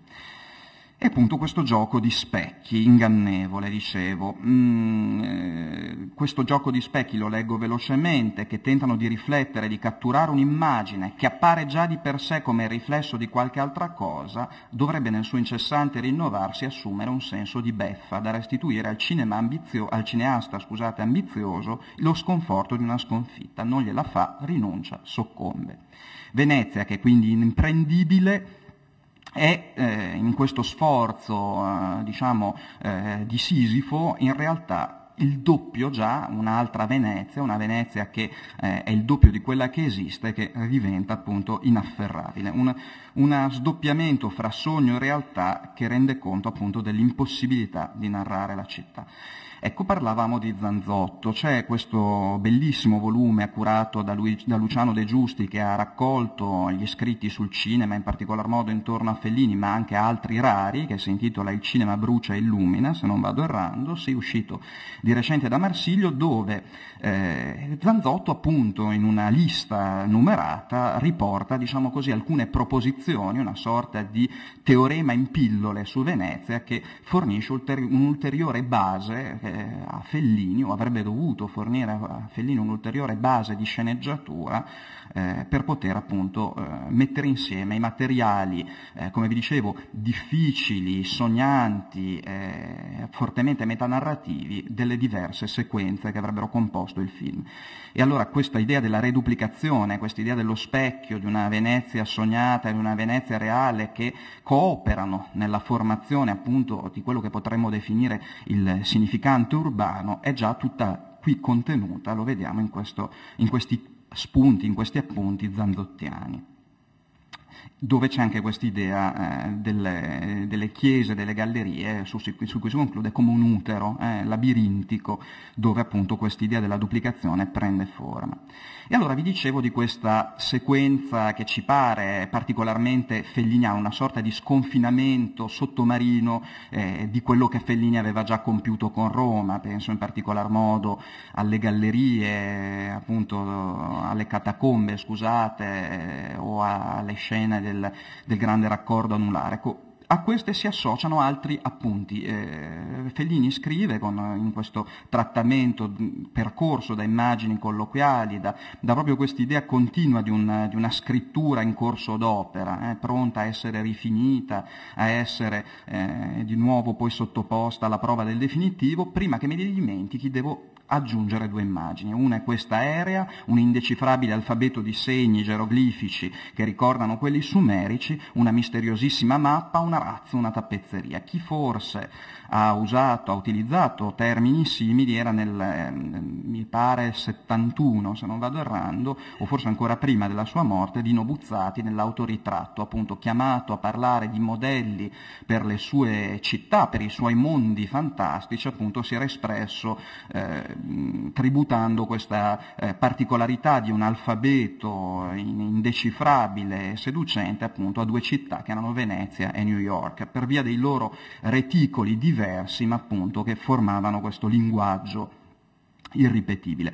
E certo l'altro forse modello, segue un'altra immagine invece vista dall'aereo, queste nuvolette, questi cirri bianchi come batuffoli d'ovatta che appunto formano questi petali sulla superficie plumbea del mare. Ecco, forse l'altro modello che può giovare avere in mente è quello fornito dalle Città invisibili di Calvino, dove è noto a tutti, ovviamente Venezia si pone come quella sorta di città matrice, quel tassello non presentificato, ma che il Can, nel suo dialogo appunto con Marco Polo, riconosce essere presente come una sorta di matrice inconfutabile in ognuna delle descrizioni di città che appunto Marco Polo avrebbe fornito al suo interlocutore. Quando parlavo appunto di questa, come dire, caratura fortemente politica, non è solamente Berlusconi visto come, l'uomo di potere, di concentrazione di potere economico, pubblicitario, televisivo e a seguire politico, ma è anche appunto l'aspetto fondamentale di una battaglia che Fellini conduce, che oggi forse abbiamo un po' dimenticato, ma che fa parte proprio di questi anni nei quali si inserisce il nostro progetto di Venezia, contro la televisione commerciale che rea di rovinare la trasmissione delle sue opere cinematografiche, in senso più ampio dei film, mediante l'inserzione degli spot pubblicitari. Ecco, questo ritorno di interesse per questa dimensione tematica, squisitamente politica dell'ultimo Fellini, l'ha in particolar modo condotto Andrea Minuz in un libro recente uscito da Rubettino, che ricordo se ho il libro, il titolo esatto è Viaggio al termine dell'Italia, Fellini politico, del 2011, dove viene riportato appunto questo scritto dell'Europeo, comparso sull'Europeo, in cui il paragone è fortemente riduttivo e fortemente aggressivo, se si può dire, ovvero con l'avanspettacolo, coi tempi di Caccini e la barbarie, la rozzezza del linguaggio, appunto di quel modo di fare spettacolo che oggi sarebbe, diciamo, proposto o meglio fatto digerire a forza al telespettatore. È inutile dire che anche qui dicembre 1985 sostanzialmente Ginger e Fred è già stato girato, nel 1986 esce nelle sale ed siamo nel cuore di una riflessione stringente per Fellini appunto su questa commistione di trash popolare e di una appunto deriva delle arti e dall'altro lato invece un paese appunto per certi versi irriconoscibile nel quale l'alto e il basso vengono a essere mescidati in maniera sconcertante. Qui si dovrebbe aprire una parentesi che forse non è troppo presente a Minuzzo, perlomeno che nel suo discorso molto chiaro, molto diciamo basato sull'evidenza di alcuni contenuti storici, non si fa prendere la mano dall'interpretazione in questo senso, ovvero l'idea che a rivedere oggi Ginger e Fred, davvero secondo me uno dei prodotti che tengono maggiormente dell'ultimo Fellini, in realtà a fianco di queste preoccupazioni politiche sentite che, dice Minuz, forzano la mano a Fellini. In questo caso questo è uno scritto violento, è uno scritto particolarmente aggressivo che contrasta con la levità, con la ironia e l'autoironia tipica anche delle scritture private, oltre che degli interventi pubblici di Fellini. Però al di là di tutto questo c'è un nodo che dovrebbe riguardarci e che potrebbe riguardare anche l'interpretazione del progetto su Venezia, è che in realtà non va, secondo me, persa di vista la fortissima ambivalenza che le immagini del trash esercitano su Fellini. Il Fellini di Ginger e Fred, il Fellini anche che nel nostro progetto veneziano voleva porre a fianco della calata di questo magnate una Lorella Cuccarini o una showgirl a lei paragonabile per la sua presa forte sul telespettatore medio italiano, è un Fellini appunto che rivela di situarsi estremamente a suo agio con questa commistione appunto venata di Camp, con queste immagini di una cultura popolare fortemente appunto collusa con l'idea di volgarità, con questo misto di avanspettacolo e di glorie nazionali appunto che costituisce il presente paesaggio italiano. Ritornando a questa analisi per punti di Zanzotto, c'è un'altra parte che invece, non presente all'inizio, viene a proporsi in maniera fondamentale nel trattamento definitivo, quale abbiamo appunto diciamo prima della morte di Fellini. Una Venezia del futuro, una Venezia appunto dove accanto a questi discorsi sulla salvaguardia ambientale si fa proprio anche quest'idea o meglio si affaccia a questa serie di progetti futuristici che in un qualche modo Zanzotto collega all'immaginazione, all'immaginario prevalente del circo in Fellini. Anche un'altra delle fonti documentarie che dobbiamo avere in mente ovviamente è i clowns, ecco, sempre per dare l'idea di questo sopralluogo come una poetica cinematografica che conduce a inquadrare il tema Venezia. E dunque queste monotaie da circo sopraelevate e decorative come ricami e altri aggeggi più o meno fantascientifici, mini storie da ambientare in tale situazione. Zanzotto ha compreso benissimo in questo momento appunto questa modalità di produzione del film per via di queste isole, di queste mini storie che si aggregano creando un tutto. E allora la testimonianza dai carteggi, che è appunto di particolare interesse. Qua siamo agli inizi di questo dialogo epistolare e ancora Venezia appare, diciamo, legata a quell'immagine più propriamente metafisica, una Venezia fatta di una surrealtà sospesa, un clima appunto grigio, nebbioso, dove in realtà in una sorta di distopia del tutto interrogatrice nei confronti di chi legge, Venezia appare popolata in questa sorta di assenza dei popolatori, degli abitanti di mezzo, popolata da vecchi e bambini bambini, con un panorama tutto fatto di ospedali, orfanotrofi, case di cura, case di riposo. E quindi la monumentalità della città, che abbiamo già visto nelle relazioni della mattina, essere in un qualche modo aggirata da Della Corte in narrativa per il ricorso a un'altra geografia o a altre topografie, anche in questo progetto cinematografico appunto si vedeva essere assediata e per certi versi debellata da queste concentrazioni, di questi universi concentrazionari, queste case appunto per bambini e vecchi.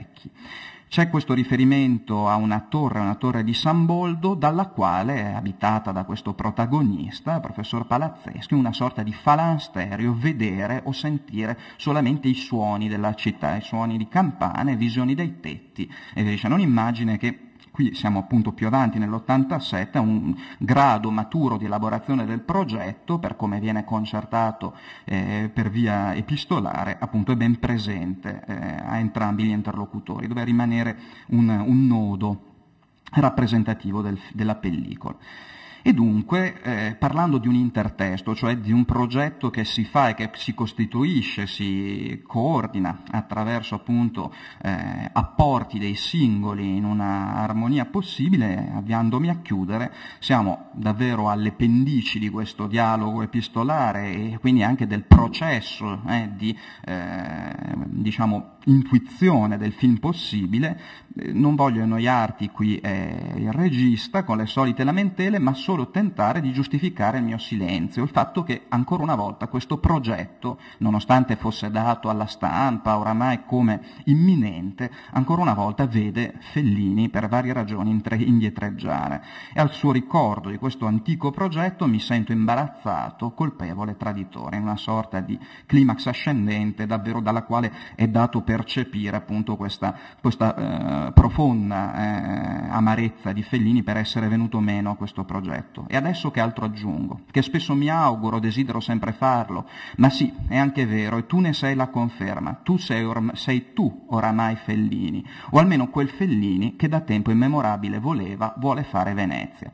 Quasi quindi alla fine del progetto Fellini riconoscesse in Della Corte non solo un affettuoso sodale, appunto è già stata ricordata la prefazione al secondo libro della trilogia dopo Germana, Il diavolo suppongo, da parte di Fellini, che era la rielaborazione di una lettera particolarmente favorevole, nella quale Fellini aveva tributato appunto il suo favore al libro letto, però Fellini in un qualche modo trae le somme di questo rapporto, riconoscendo in Della Corte una sorta di protesi conoscitiva, un altro Federico che lo conducesse, che lo potesse condurre appunto in giro per Venezia, in questo sopralluogo sempre agognato, ma alla fin fine appunto lasciato a questa dimensione progettuale.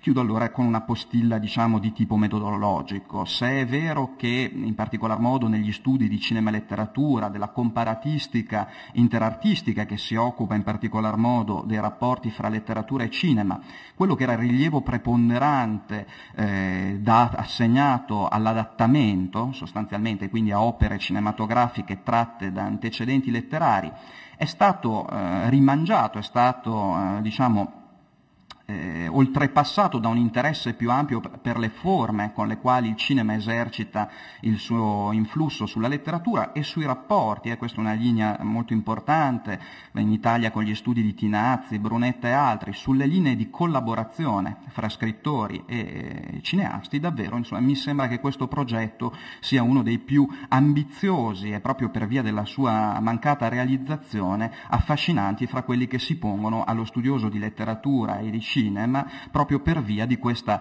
ideale grado di connessione, di concordia fra i due interlocutori e senza dimenticare appunto gli apporti di Zanzotto in un'ideale appunto visione di Venezia stratificata, plurale appunto, che mette in gioco tutto il Fellini precedente, per così dire, con inedite significazioni politiche e con una certezza che proviene ancora dal dall'esperienza letteraria di Della Corte di questa irriducibilità del significante Venezia a una visione unitaria, una sorta di fondo la cui interpretazione è sempre balena e sfugge a chi la voglia appunto afferrare.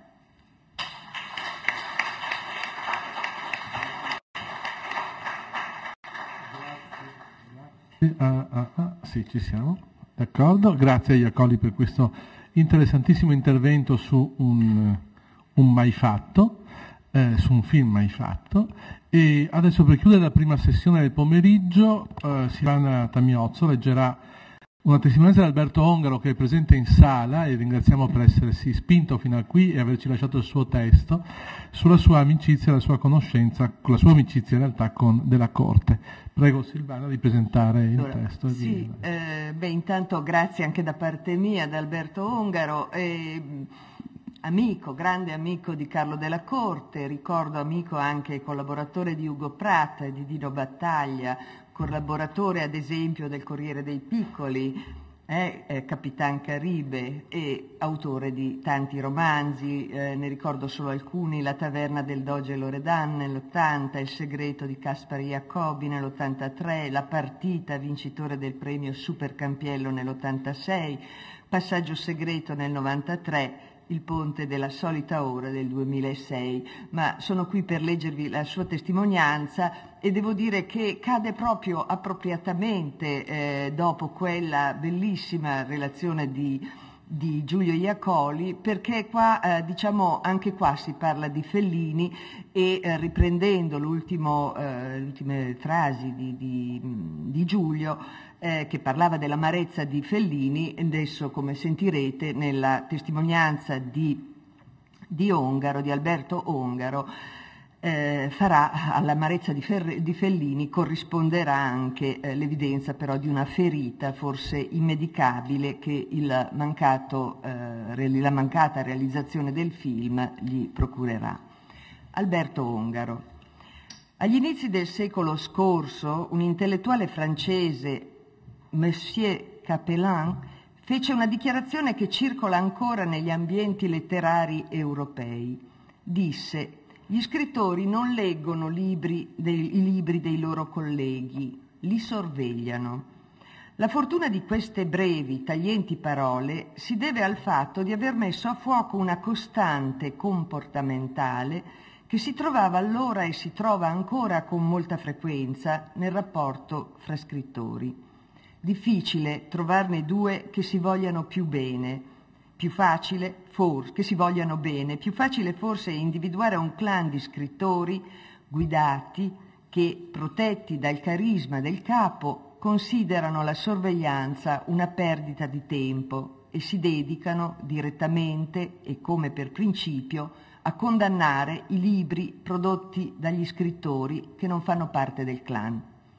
Tuttavia, in questo amorevole panorama si può trovare a volte qualche scrittore che, pur apprezzando la verità accolta da Capelin, non esita a leggere il libro di qualsiasi collega di cui, da certi segnali, si avverta che racconta una buona storia. Carlo Della Corte apparteneva a questa specie irregolare, quel titolo di Damiani torna utile ancora, di Damiani appunto, che giudica i libri con criteri oggettivi. Senza tener conto di questa o quest'altra affiliazione, non prestava ai gruppetti del terrorismo culturale neppure una battuta ironica. Da vero aristocratico, sapeva di essere un grande scrittore, ma si comportava come se non lo fosse. Non faceva nulla per custodire, proteggere o promuovere il proprio nome. A volte ne faceva un uso a dir poco sconcertante. Al riguardo ricordo un episodio. Una signora, sua estimatrice, lo incrocia per la strada e gli chiede: «Scusi, lei è Carlo Della Corte?» «Purtroppo», risponde Carlo, come se fosse insoddisfatto di se stesso, e tira avanti. Questa sua risposta, non se ne sentono molte di questo tipo nel rapporto fra scrittori e pubblico, non voleva essere un atto di scortesia né di civetteria, ma il segnale di un carattere schivo, solitario, forse perennemente insoddisfatto o rustego, come egli si è definito in un breve scritto. Il quinto rustego. Chissà cosa gli passava per la testa in quel momento per non dire sì, sono proprio io, come avrebbe fatto un qualsiasi mediocre scrittore. Probabilmente era assorto nella ricerca di una buona storia. Forse, senza saperlo, Carlo aveva fatto suo una regola, stabilita dal grande produttore cinematografico americano Bob Evans, il quale a un gruppo di giornalisti che gli chiedevano che cosa fosse indispensabile alla realizzazione di un buon film, rispondeva: sono indispensabili 3 cose. Primo, una buona storia. Secondo, una buona storia. Terzo, una buona storia. Regola che ovviamente vale anche per il romanzo. Carlo amava quindi le buone storie e voltava le spalle alle teorie apocalittiche sulla morte del romanzo e al continuo necrologio mediatico che ne seguiva.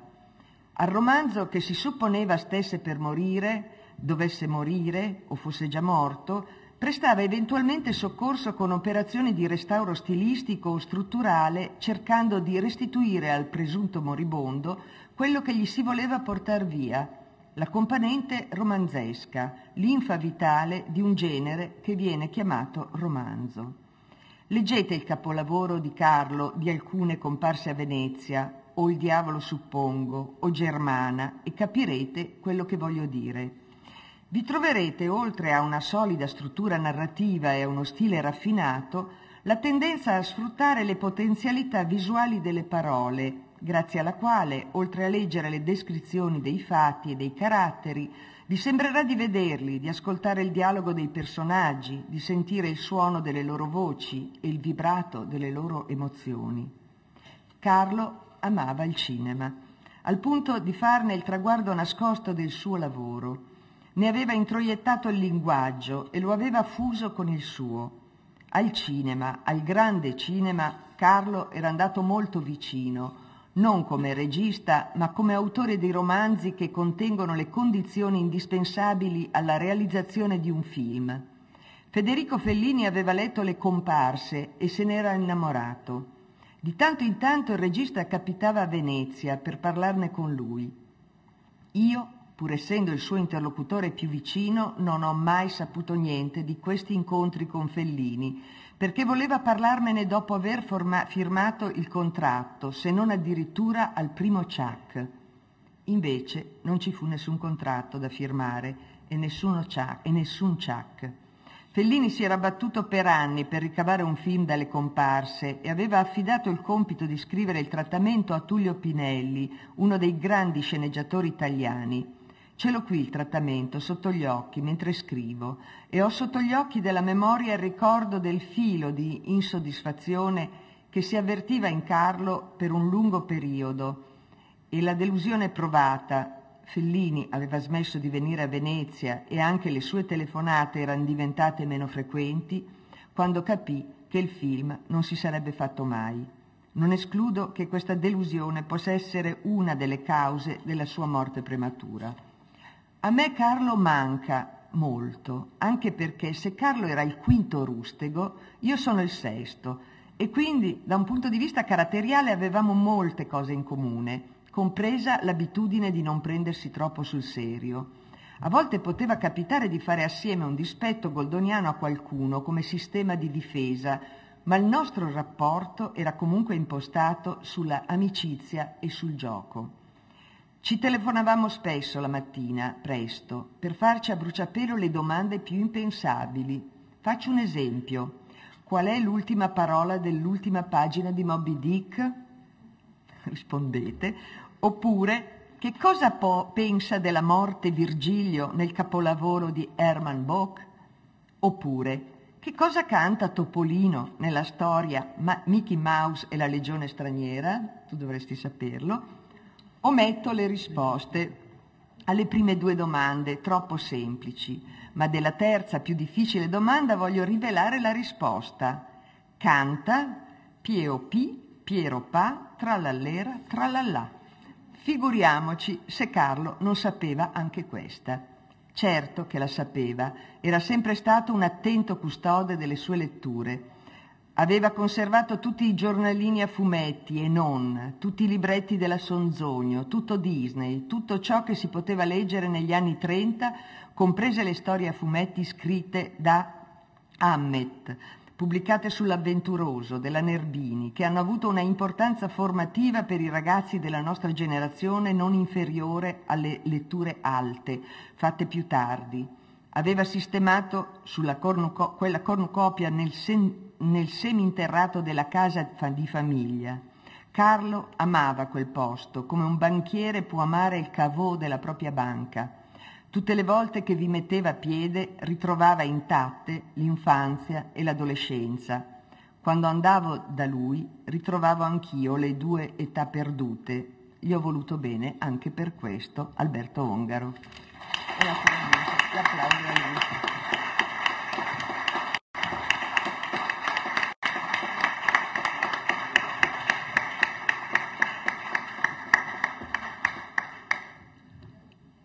Bene, è un peccato interrompere questo momento con la comunicazione di servizio, però la prima sessione si è chiusa, abbiamo un quarto d'ora per andare a Raminghi alla ricerca di un caffè e ci rivediamo qui alle 4:30, più o meno, per la seconda e ultima sessione. 3:30?